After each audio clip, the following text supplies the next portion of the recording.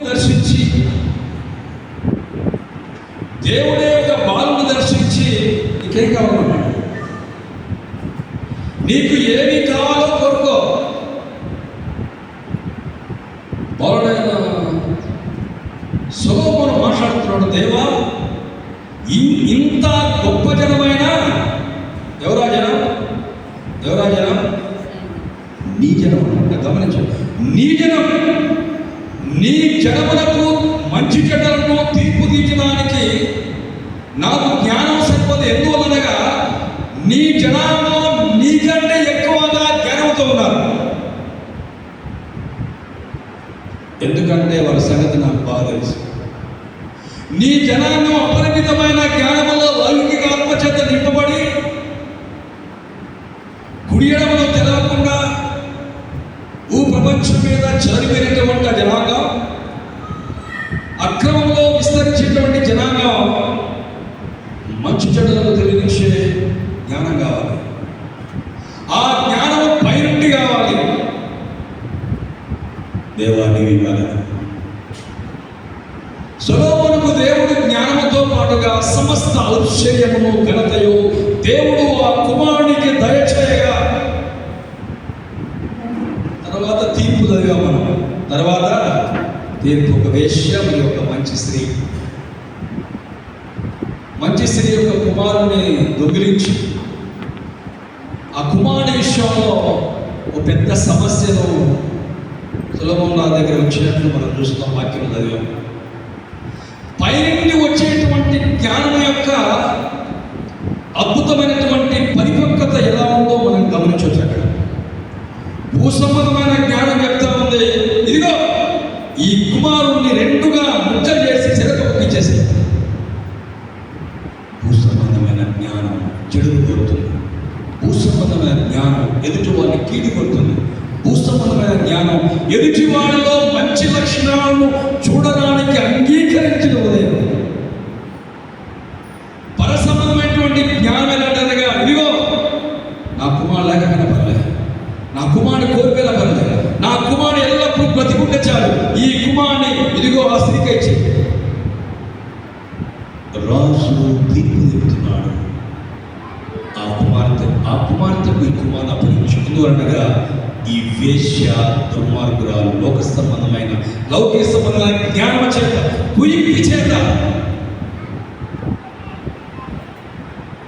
దేవుడు ఒక మనిషిని వెతుకునే మనం ప్రయోజనంగా చేసే సమయంలో మనం బుద్ధిమాన్యం కలిగి అజ్ఞానం కలిగి ఉన్న సమయంలో దేవుడు నిత్యం ప్రేమిస్తున్నాడు.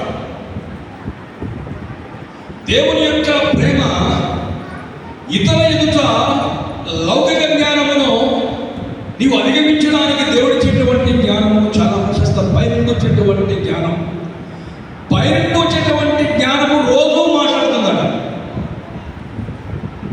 పైనుండి వచ్చే జ్ఞానం రోజు మాట్లాడుతుంది. ఎలా మాట్లాడుతుందో మనం సామెతల గ్రంథం 8వ అధ్యాయం చూస్తాం. మొదటి 3 వచనాలను చూద్దాం.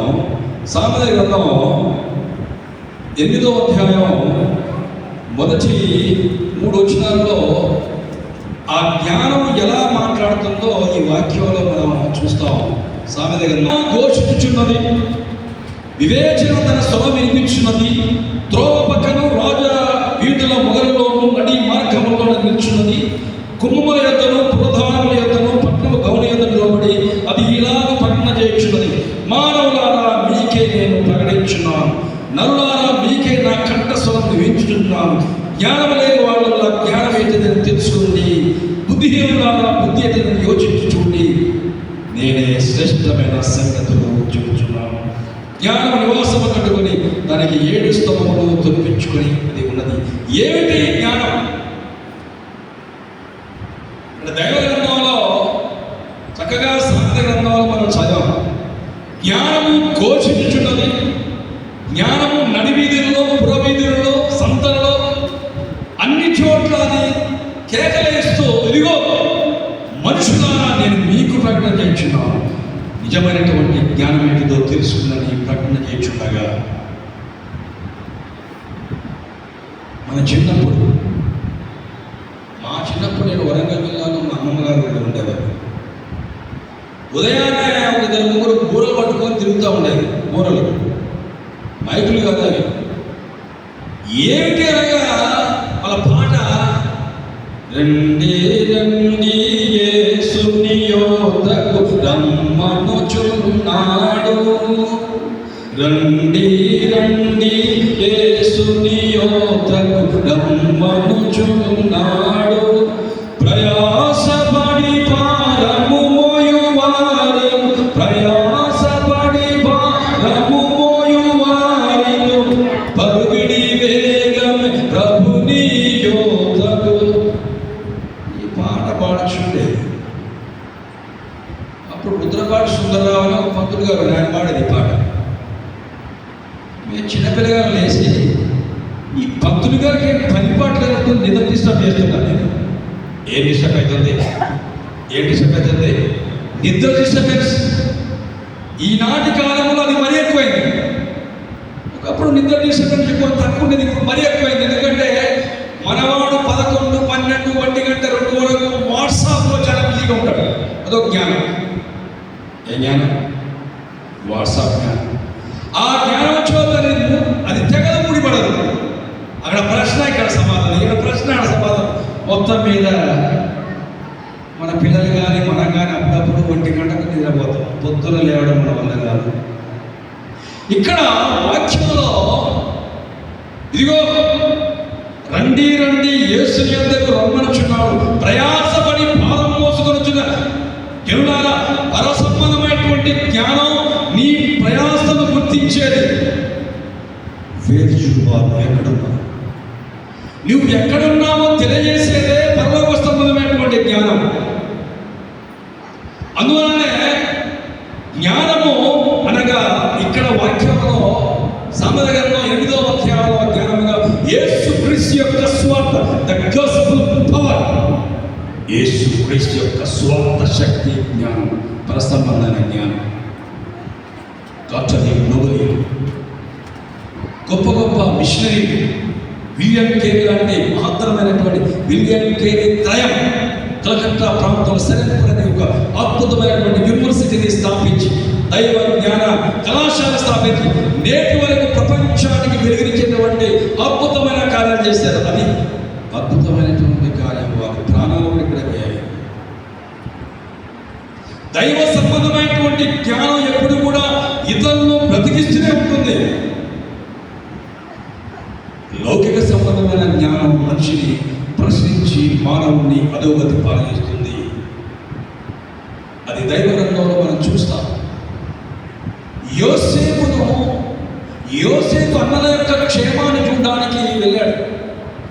అరణ్యంలో ఉన్నటువంటి అన్నలను పరామర్శనానికి వెళ్తే అన్నలు అతని మీద అసూయపడి ఇష్మాయేలుకు అమ్మివేశారు. లోక సంబంధమైన జ్ఞానం, లోక సంబంధమైన జ్ఞానం ఎలా పనిచేసిందంటే, ఒక గొర్రె పొట్టేలు వధించి అందులో యోసేపు యొక్క చొక్కా ముంచి నాన్నగారి దగ్గర తీసుకెళ్ళి యాకోబు దగ్గరికి, నాన్న మీ ఎంతకు వచ్చిన యోసేపు ఏంటా, చొక్కా మాత్రం దొరికింది. ఎంత దుర్మార్గులం! ఎంత లౌకిక సంబంధమైన జ్ఞానం దుర్మార్గంతో నిండుకొని ఉండదు. ఎవడేమైపోయినా పర్లే, నాకు బాగుంటే చాలు. సెల్ఫిష్నెస్, ఈ రోజున సెల్ఫిష్నెస్, స్వార్థం అనువనువున స్వార్థంతో నిండినటువంటి సమయంలో మనం ఆ స్వార్థం ఒక రోజున నిస్వార్థం ముందు మోకరిల్లబోతుంది. చొక్కా చూసినటువంటి తన్ని గోడను ఏడ్చాడు. ఎంత వేదనగా! ఇక యోసేపు నా జీవితంలో కోల్పోయాను అనుకున్నాడు. కానీ దేవుడు పరసంబంధన జ్ఞానం ద్వారా యోసేపు ఎదుగువాడు. కళల్లో భావం చెప్పాడు. చెరసాల వేపినటువంటి యోసేపు పానదాయకునికి, భక్ష్యకారునికి వాళ్ళకు నెరవేరినప్పుడు యోసేపు ఒక మాట చెప్పారు వాళ్ళతో, అయ్యా మీకు క్షేమం జరిగినప్పుడు నా గురించి రాజు చెప్పాలి, క్షేమం కలిగినప్పుడు నాతో రాజు చెప్పండి. పరసంబంధమైనటువంటి జ్ఞానం, బయట వచ్చిన జ్ఞానము క్షేమము కలిగినప్పుడు జ్ఞాపకం చేసేది. రాజుగారికి చెప్పాడు. రాజుగారు బయటకు వచ్చాడు. మనకు తెలుసు. యోసేపు వెళ్ళిన తర్వాత అదే యోసేపు యొక్క అన్నలు యోసేపును మోకరిల్లి ప్రార్థన చేస్తున్నారు ఆహారం కొరకు.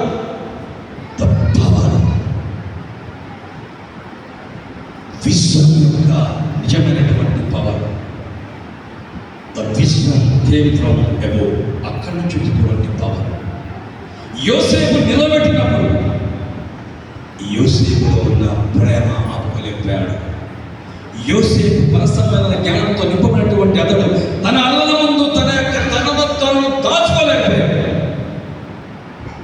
అనగా నిస్వార్థమైనటువంటి ప్రేమ, పవిత్రమైనటువంటి ప్రేమ.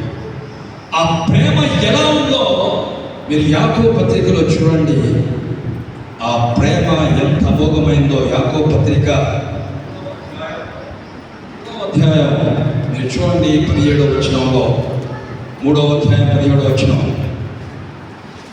అయితే పైనుండి వచ్చు జ్ఞానం మొదట పవిత్రమైనది, తరువాత సమాధానకరమైనది, మృదువైనది, సులభంగా లోబడినది, కనికరముతోనూ మంచి ఫలములతో నిండుకున్నది, పక్షపాతమైన వేషధారణ లేనిదై ఉన్నది, నీతి ఫలము సమాధానము చేయువారికి సమాధానము విత్తబడదు.